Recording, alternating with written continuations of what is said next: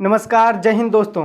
मैं Ashish Mishra famous knowledge के YouTube channel में आप सभी का स्वागत करता हूं। दोस्तों, आज हम जानेंगे भारत के भूगोल में कि भारत में कौन कौन सी प्रमुख झीलें हैं जो आपके एग्ज़ाम में या परीक्षा के दृष्टिकोण से बहुत ही इम्पोर्टेंट हैं। तो आइए उन झीलों को आप विश्लेषण करते हैं जो कि परीक्षा के पॉइंट ऑफ व्यू से बहुत ही इम्पोर्टेंट हैं। तो देखते हैं ये भारत की झीलें। जैसा कि आप ये देख पा रहे हैं, ये भारत का मैप है दोस्तों। ये भारत का मैप है। इसमें आप जानते हैं यहाँ पे नेपाल है, ये भूटान है, ये बांग्लादेश है, बंगाल की खाड़ी, अरब सागर, हिंद महासागर, श्रीलंका, यहाँ पे पाकिस्तान, अफगानिस्तान, तिब्बत और चाइना। तो जब भी आप अपन ज्योग्राफी पढ़िए, अपने सामने मैप रखिए, कुछ भी पढ़िए, उसमें कृषि पढ़िए या मिट्टियाँ पढ़िए या कुछ भी पढ़िए, लेकिन आप अपने पास जियोग्राफी जब पढ़िए तो मैप रखिए ज़रूर, ठीक है। भारत की पहले प्रमुख झीलों की बात करते हैं जो बहुत ही इम्पोर्टेंट हैं। तो इसमें पहले झील आती है कि चिल्का झील। जो चिल्का झील है दोस्तों, ये उड़ीसा में स्थित है। कहाँ स्थित है? उड़ीसा में स्थित है। और ये खारे पानी की भारत की सबसे बड़ी झील है। खारे पानी की जो झील है ये सबसे बड़ी झील है और ये लैगून झील का उदाहरण है। जितने भी पूर्वी तट पे आपकी जितने भी झील स्थित हैं इधर, ये लैगून झील का उदाहरण है। और पश्चिमी तट पे ये 1, 2, 4 झील यहाँ पे हैं, वो पश्च जल झील का उदाहरण है। तो जो चिल्का झील है ये खारे पानी की सबसे बड़ी झील है और लैगून झील का उदाहरण है। झींगा मछली उत्पादन यहाँ पे होता है। यहाँ पे क्या होता है? झींगा मछली का उत्पादन बहुत ज़्यादा होता है। और खारे पानी की सबसे बड़ी झील है, भारत की सबसे बड़ी झील है खारे पानी की, ठीक है। बात करें दोस्तों पुलिकट झील की, तो पुलिकट झील है जो इसका 84% भाग आंध्र प्रदेश में है और जबकि 16% भाग इसका तमिलनाडु में है। तो ये तमिलनाडु और आंध्र प्रदेश की सीमा पे स्थित है पुलिकट झील। आपका बहुत बार पूछता है ये कि कहाँ है। ये भी एक खारे पानी की लैगून झील है दोस्तों, ये पुलिकट झील। अब बात करते हैं लोकटक झील की। तो देखिए यहाँ पे है तमिलनाडु और यहाँ पे आंध्र प्रदेश, यहीं पे है ये आपकी पुलिकट झील। और चिल्का झील यहाँ पे है, यहाँ पे है चिल्का झील और यहाँ पे है आपका पुलिकट झील। मैप देखेंगे ना तो सही रहेगा, पुलिकट झील। और यहाँ पे ये मणिपुर है, मणिपुर में आपका लोकटक झील है, मणिपुर दोस्तों, ठीक है। यहाँ पे दोस्तों मणिपुर, तो यहाँ पे आपका क्या है? लोकटक झील। लोकटक झील, जो ये लोकटक झील है दोस्तों, ये मणिपुर में स्थित है क्योंकि नीचे जो है यहाँ पे मिजोरम है, ठीक है। और ये मीठे जल की झील है, ये पूर्वोत्तर भारत की झील है, पूर्वोत्तर भारत की झील है जो यहाँ पे मणिपुर में है और इसका नाम है लोकटक झील, ठीक है। लोकटक झील मीठे जल की झील। केबुल लामजाओ राष्ट्रीय पार्क यहाँ पे है, विश्व का तैरता हुआ एकमात्र राष्ट्रीय पार्क जो कि लोकटक झील में ही है, ठीक है। और जो कि फुंडी के रूप में है, फुंडी होती है एक मतलब ऐसे ढुआ की तरफ से।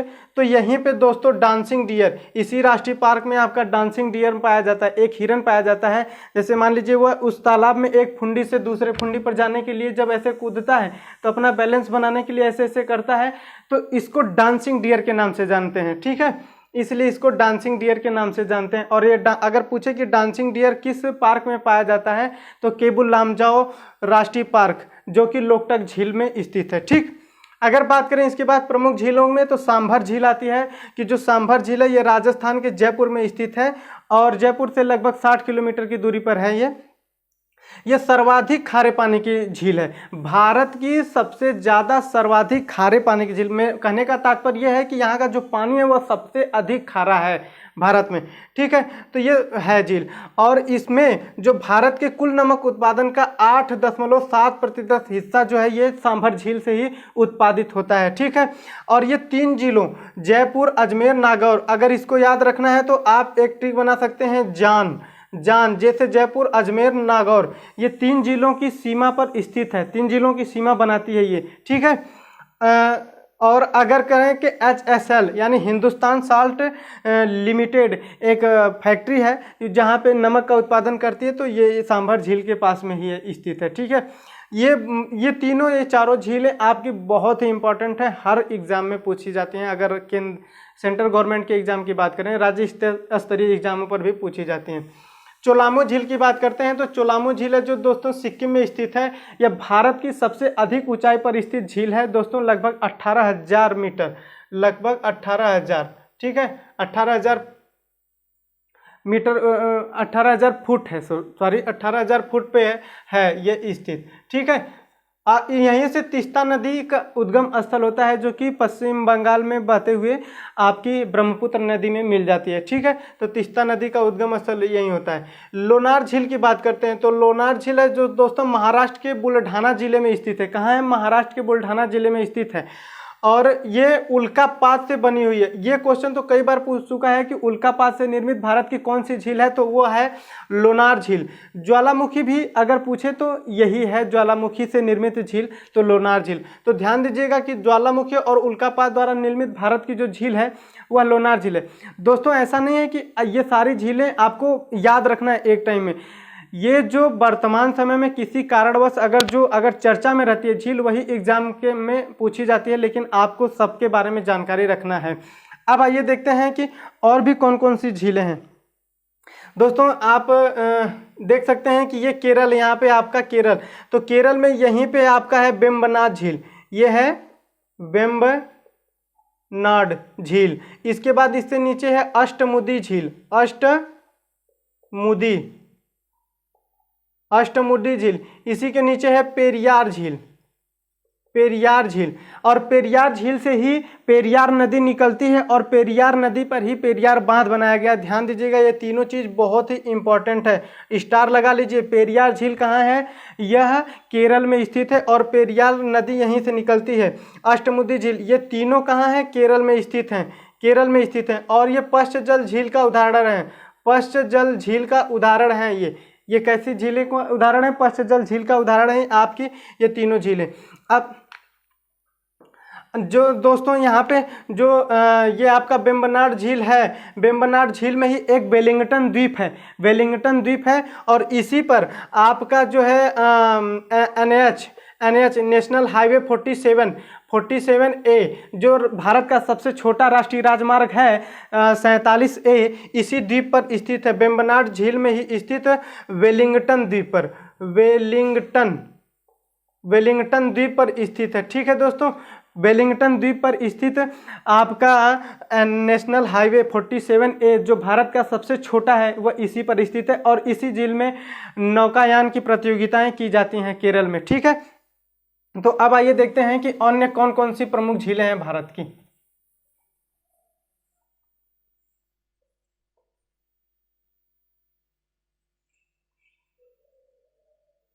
बात करें दोस्तों राजस्थान में, कि राजस्थान में बहुत सारी झीलें हैं, तो राजस्थान की कौन कौन सी प्रमुख झीलें हैं, तो अगर बात करें तो राजस्थान की सबसे माउंट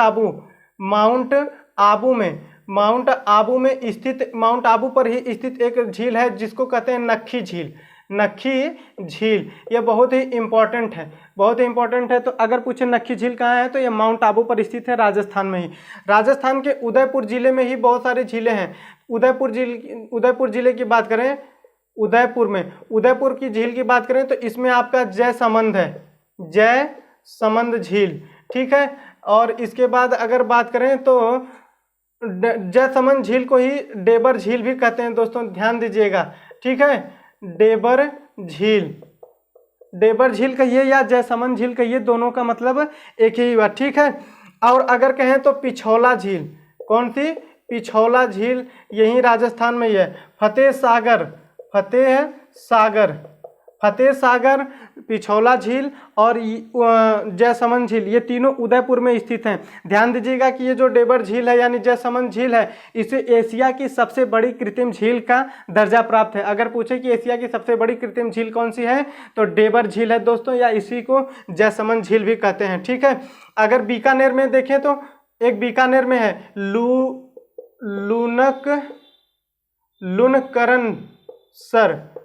लुनकरनसर है, एक झील है जो कि आपकी बीकानेर में स्थित है। कहाँ है? बीकानेर में, राजस्थान के बीकानेर में स्थित है लुनकरन।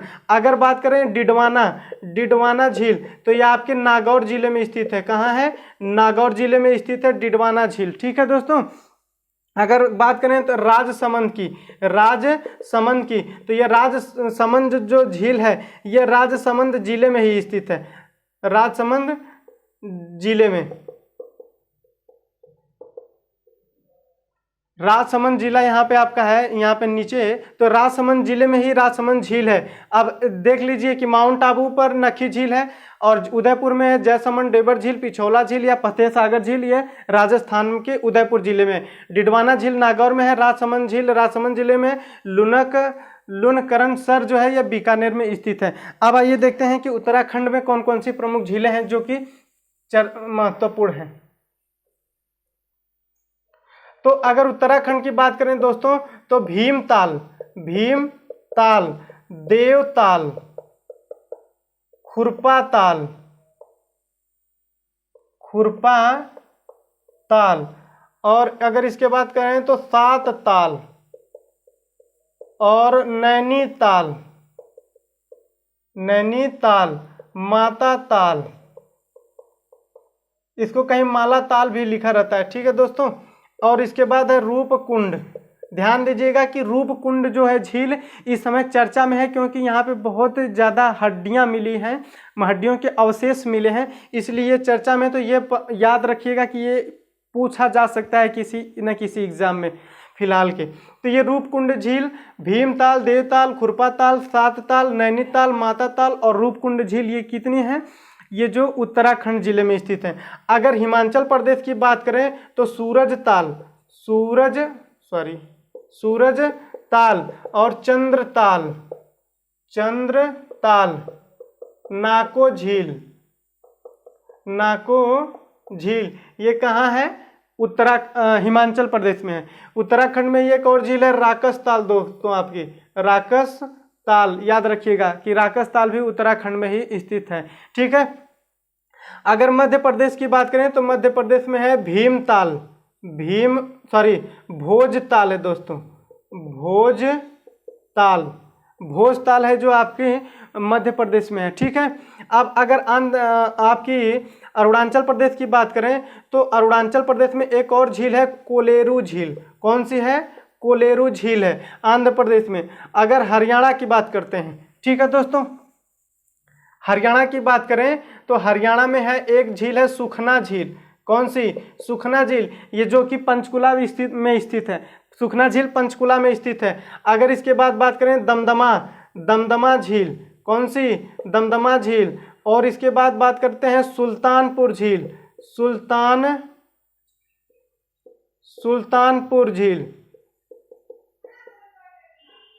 और इसके बाद बात करते हैं दमदमा झील, सुल्तानपुर झील। तो ये दोनों कहाँ है? आपके गुड़गांव में है। कहाँ है? गुड़गांव में है, गुरुग्राम, ठीक है। और इसको एक और है गुरुग्राम में सूरज कुंड झील। ध्यान दीजिएगा कि सूरज कुंड का मेला तो कहाँ लगता है? फरीदाबाद में लगता है, लेकिन सूरज कुंड जो झील है वो कहाँ पर है? आपकी गुरुग्राम में है, ठीक है। तो दमदमा झील, सुल्तानपुर झील, सूरज कुंड झील, ये तीनों झील कहाँ है? गुरुग्राम में है। सुखना झील कहाँ है? पंचकुला में है। अब अगर बात करें, एक है बहुत ही मशहूर ब्रह्म सरोवर, तो ये आपके कुरुक्षेत्र जिले में है दोस्तों। कहाँ है? कुरुक्षेत्र में पड़ता है, हरियाणा के कुरुक्षेत्र में पड़ता है ब्रह्म सरोवर, ठीक है। अब ये एक आपका है कि कर्ण झील। कौन सी? कर्ण झील की बात करें, तो ये कहाँ है? करनाल में है। करनाल में है दोस्तों कर्ण झील। तो ये हरियाणा की झीलें हो गई, ठीक है।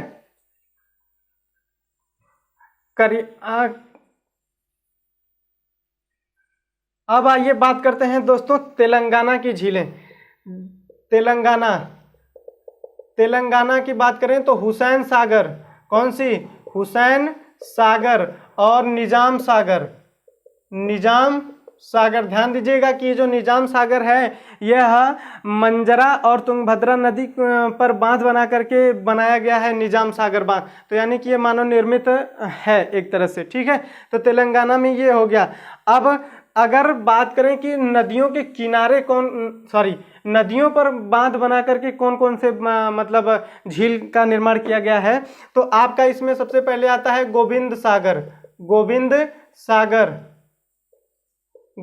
सागर, जो कि पंजाब के रोपड़ जिले में है। कहाँ है? पंजाब के रोपड़ जिले में है। और ये सतलज नदी पर कहाँ पे? सतलज नदी पर बनाया गया है पंजाब के रोपड़ में, ठीक है। और अगर बात करें तो गोविंद वल्लभ पंत, गोविंद वल्लभ पंत जो झील है ये भी नदी पर बनाई गई है। किस नदी पर? रिहंद नदी पर बनाई गई है दोस्तों, रिहंद नदी पर बनाई गई। कहाँ? उत्तर प्रदेश के सोनभद्र जिले में है।